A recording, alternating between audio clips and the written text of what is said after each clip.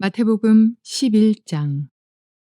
예수께서 권능을 가장 많이 행하신 고을들이 회개하지 아니하므로 그때에 책망하시되 화 있을진저 고라시나 화 있을진저 벳세다야 너희에게 행한 모든 권능을 두로와 시온에서 행하였더라면 그들이 벌써 베옷을 입고 제에 앉아 회개하였으리라. 내가 너희에게 이르노니 심판날에 두로와 시돈이 너희보다 견디기 쉬우리라. 가버나움아 네가 하늘에까지 높아지겠느냐 음부에까지 낮아지리라. 네게 행한 모든 권능을 소돔에서 행하였더라면 그 성이 오늘까지 있었으리라.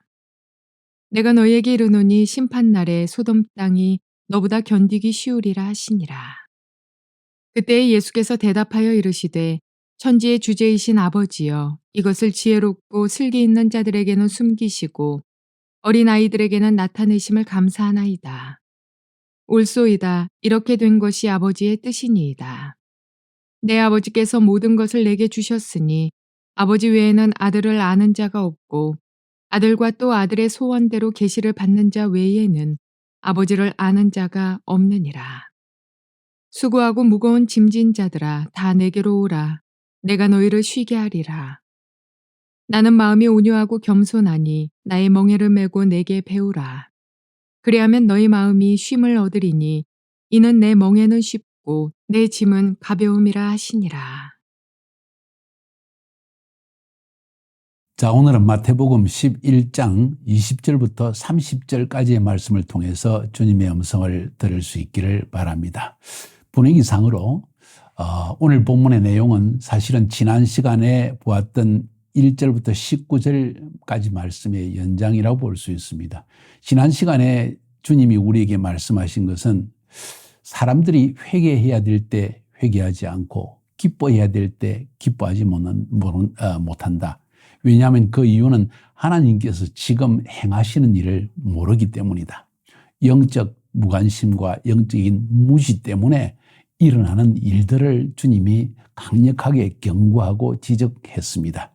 교회에 대한 경고이기도 합니다. 예수님 시대 이스라엘 백성, 하나님의 백성에게 세례 요한을 보내어서 회개의 복음을 전파했지만 그들은 듣지 않았고 예수님을 통해서 복음으로 구원받는 일을 제시했지만 그것도 기쁨으로 받아들이지 않았습니다. 회개하지도 않고 기쁨으로 받아들이지도 않았습니다. 왜 그럴까요? 교만하기 때문이죠. 오늘 본문은 그 이야기의 계속입니다. 그래서 오늘 본문의 제목을 저는 겸손한 사람은 회개의 라이프 스타일을 가지고 삽니다 라는 제목으로 말씀을 전해드리려고 합니다.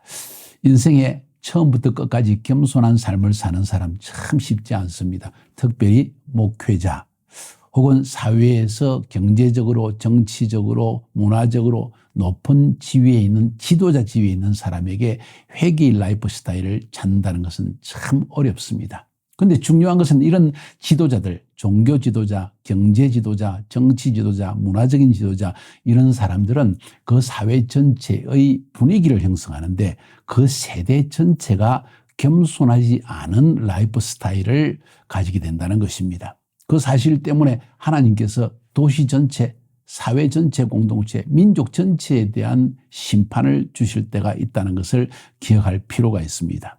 로마 제국의 멸망이 그렇게 해서 찾아왔고 구약성경에 기록되어진 소돔과 고모라의 멸망이 그러했으며 오늘날도 마찬가지로 이런 교만한 자에 대한 심판은 끊임없이 주어지고 있습니다. 겸손한 사람은 회개의 라이프 스타일을 가지고 삽니다 라는 제목입니다. 저 자신에게 하는 말씀이고 또 여러분에게 꼭 들려드리고자 하는 말씀입니다. 오늘 20절부터 27절까지의 말씀은 그 이야기를 주로 다루고 있습니다. 예수께서 권능을 가장 많이 행하신 고을들이 회개치 아니하므로 그때 책망하시되 그 마을들은 고라신, 벳세다, 가버나움입니다. 화 있을진저 고라시나 화 있을진저 벳세다야 너희에게 행한 모든 권능을 두로와 시돈에서 행하였더라면 이방인에게 행하였더라면 그들이 벌써 베옷을 입고 제에 앉아 회개하였으리라. 마치 요나 시대에 니느웨에 가서 복음을 전가할 때 니느웨 사람이 회개한 것처럼 회개했을 것이다.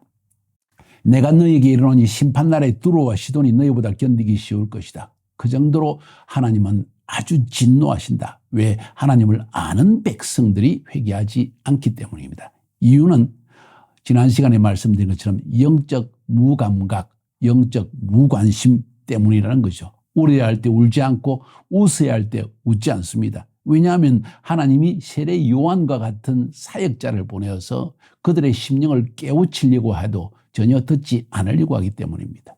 가버나움아, 세 번째 도시죠. 예수님의 도시라고 할 수 있죠. 예수님의 고향이라고 말할 수 있죠. 네가 하늘에까지 높아졌느냐? 음보에까지 낮아지리라. 하늘까지 높아졌다. 가버나움이 그렇게 높은 도시, 교만한 도시, 엄청나게 영적으로, 교육적으로, 경제적으로, 문화적으로, 정치적으로 높은 도시는 아니었습니다. 그냥 마음이 교만해진 거예요. 하나님 앞에서의 상태를 이야기합니다. 네게 행한 모든 권능을 소돔에서 행하였다면 그 성이 오늘까지 있으리라. 내가 너에게 이르노니 심판날에 소돔 땅이 너보다 견디기 쉬우리라 하시니라. 뭔 이야기인지 아십니까 지금? 주님이 하시는 말씀은 교만하다는 것은 하나님의 권능을 보고도 마음을 낮추지 않는 태도를 의미합니다.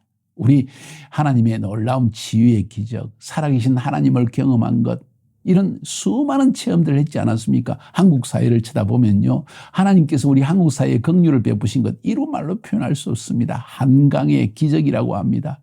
기도의 기적이라고도 이야기합니다. 정말 이 순교의 피를 통해서 세워진 한국교회입니다. 하나님께서 엄청난 부흥을 주셔서 교회들이 성장하고요. 세계에서 가장 교단들마다 가장 큰 교회는 한국에 다 있다고 할 정도로 엄청난 영적 부흥을 가져왔지만 지금은 어떤가요? 높아졌죠. 마음이 상당히 높아져서 웬만한 메시지 가지고는 심령이 요동치도 하지 않습니다. 엄청 교만해진 것입니다. 하나님이 엄청난 권능을 행하였기 때문에 하나님께서 우리에게서 바라는 것, 기대하는 것도 크다는 걸 아셔야죠. 뭘 기대하실까요? 큰 역사, 큰 일들을 원하십니까? 아니요. 겸손한 마음이죠. 하나님의 권능 앞에서 겸손한 것. 하나님이 이런 축복을 주셨는데 이 모든 것은 하나님이 행하시는 일이야. 우리는 정말 자랑할 것이 없어. 하나님 감사합니다. 말씀하시옵소서. 주의 말씀대로 행해야만 거기에 복이 있는 걸 압니다. 이런 겸손한 마음을 유지해야 되는데 어느새 마음이 교만해졌어요. 하나님이 축복 때문에 물질적으로 경제적으로 축복해졌고 하나님의 축복 때문에 우리의 삶의 모든 것이 다 잘 되어졌는데 교회도 성장했는데 그런데 마음이 교만해졌다는 거죠. 화 있을진저. 이건 남에게 적용할 말씀이 아니라 우리에게 적용한 말씀입니다. 앞에서도 말씀드렸지만 어쩌면 예수 믿는 성도들 혹은 교회 안의 영적 지도자들이 또 먼저 교만해진지 모릅니다. 하나님의 권능 앞에 낮아지는 것이 아니라 무조건 잘 돼야 되고 사회에서 높아져야 되고 축복도 받아야 되고 교회도 성장해야 되고 모든 것이 잘 되어져야 한다는 생각에 출세주의, 형통주의에 사로잡혀가지고 그만 하나님 앞에서 낮아지는 겸손하게 회개하는 나 자신의 모습을 돌아보는 이런 것을 다 잃어버렸다는 사실입니다. 오늘 이 말씀은 예수님 시대 이스라엘 백성에게만 한 말씀이 아니라 우리 모두에게 하신 말씀입니다. 하나님이 권능을 행하셨는데 하나님이 은혜를 베푸셨는데 하나님이 축복을 주셨는데 하나님께서 죄를 사하여 주셨는데 하나님이 어두운 가운데 우리를 건져주셨는데 우리에게 영원한 하나님의 나라에 들어갈 수 있는 은혜를 베풀어 주셨는데 하나님의 자녀가 될 수 있는 권능을 주셨는데 그 권능 앞에서 회개하지 않더라는 거예요. 겸손하지 않더라는 것입니다. 내가 뭐 잘못했는데 모두 다 그렇게 살고 있지 않느냐, 내가 뭐 크게 잘못한 게 있는가 하는 태도, 혹은 아예 하나님 자신을 잃어버렸고 하나님 주시는 음성에 귀를 기울이고 하지도 않습니다. 그때 주님께서 이런 경고와 아주 심판에 대한 이런 선포의 말씀을 하시고 난 다음에 예수께서 대답하여 이르시되 천지의 주제이신 아버지여 이것을 지혜롭고 설기 있는 자에게는 감추시고 내가 좀 안다. 나도 예수 믿어서 알아. 에이 목사님들 내가 알아. 나도 하나님 말씀 알아. 이런 태도, 지혜롭고 설기 있는 자들에게는 숨기시고 어린아이들에게는 어린아이의 겸손함을 이야기합니다. 겸손하다기보다는 순수함을 의미합니다. 있는 그대로 하나님의 음성을 들을 때 그 말씀에 응답하는 태도, 어린아이들에게는 나타내심을 감사하나이다. 아버지가 부모님이 야단을 치고 선생님이 야단을 치면 눈물을 툭툭 흘리면서 잘못했습니다. 사실 잘못한 게 뭔지도 모를 수 있어요. 근데 그 마음의 태도 순수함 아닙니까? 내가 연장자로부터, 내가 부모님으로부터, 내가 선생님으로부터 야단맞을 짓을 했다는 사실 때문에 그냥 회개하는 거예요. 잘못을 모를 수도 있습니다. 순수함 때문이죠. 하나님 앞에 그런 태도가 필요하다는 겁니다. 올소이다 이렇게 된 것이 아버지의 뜻이니다. 하나님의 뜻은 교만한 자에게 감추시고 겸손한 자에게 드러내 보여주신다. 가르쳐 주신다. 겸손한 자는 배울 마음을 가진 자들이다. 내 아버지께서 모든 것을 내게 주셨으니 아버지 외에는 아들을 아는 자가 없고 아들과 또 아들의 소원대로 계시를 받는 자 외에는 아들이 기도하여서 선택한 12제자 또 아버지께서 은혜를 베푸셔서 눈을 열어서 자신을 보게 한 자 이런 자 외에는 아버지를 아는 자가 없다. 교만하여 코를 쳐들고 내가 뭘 아는 것처럼 내가 다 된 것처럼 그러나 그 심령 속에는 뭔가 이게 아닌다 하는 캥기는 마음을 가지고 평생 살아가는 어리석은 자들 지혜롭고 슬기롭다고 생각하는 자들 세상 가운데에서 내가 어떻게 행하지 않은 거예요. 내가 어떻게 돈 벌어야 되는 줄 아는 거예요. 다른 사람보다도 더 많은 경험을 쌓았습니다.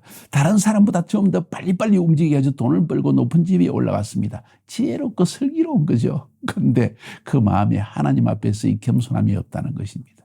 안타까운 태도입니다. 지난 시간에 보았던 것처럼 우려할 때 울지 않고 웃어야 될 때 웃지 않는 이런 어리석은 자의 모습이라는 거예요. 왜 그렇습니까?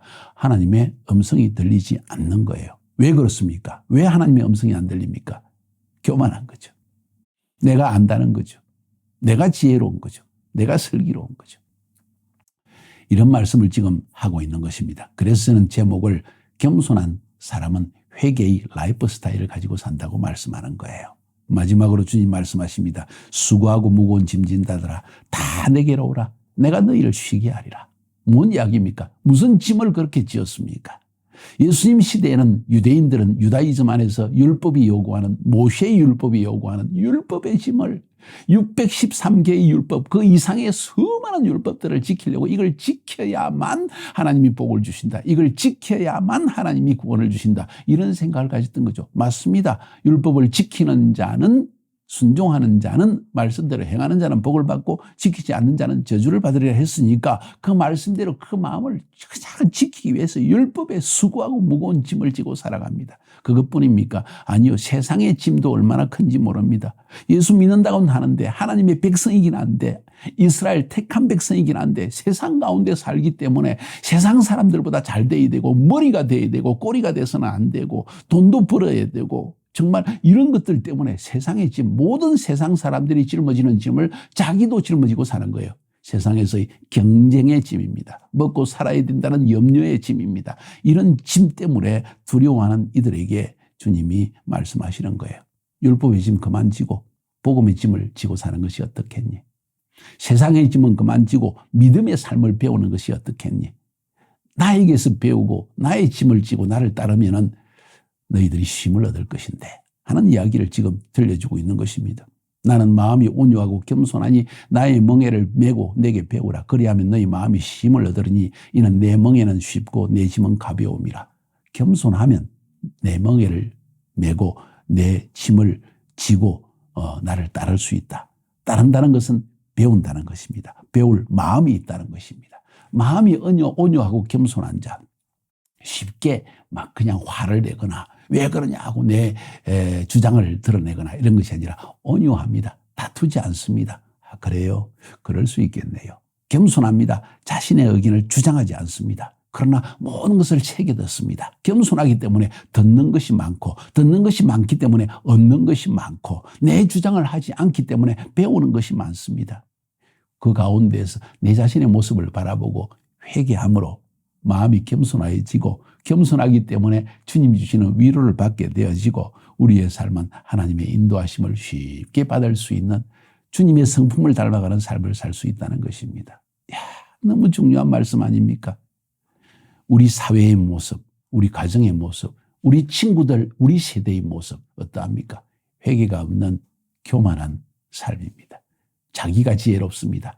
자기가 말을 많이 하여야 똑똑한 사람, 다른 사람보다 뛰어난 사람, 지각 있는 사람, 배운 사람처럼 보여집니다. 아니요. 그 길이 아닙니다. 잘못된 길입니다. 잘못된 길이라고요. 겸손하게 배우려고 해야 됩니다. 내 생각이 앞서고 내가 이렇게 하면 옳은 것 같고 이 주장을 하기 시작하는 순간 당신은 교만해진 것입니다. 하나님이 하시지 내가 하는 것인가? 아니라는 거죠. 듣는 마음, 듣는 귀, 이것이 여러분에게 마음의 쉼을 줍니다. 온유하고 겸손한 마음이 계속되어집니다. 온유하고 겸손하면 배울 수 있고 배우면 더 온유하고 겸손해질 수가 있습니다. 우리 이것을 배워나가지 않겠습니까? 그래서 오늘 제목을 삼은 것입니다. 겸손한 사람은 회개의 라이프 스타일을 가지고 있습니다. 자신을 늘 바라보면서 하나님 앞에 내 자신을 낮추고 회개함으로 말미암아 온유하고 겸손한 삶을 살게 되어지고, 그래서 마음의 평강을 누리고 살 수 있다는 거예요. 아는 것이 많고 내가 아는 것이 옳다고 생각하는 사람, 불쌍한 사람입니다. 쉼이 없습니다. 여러분 어떤 삶을 선택하겠습니까? 승리하시기를 주의 이름으로 축복합니다.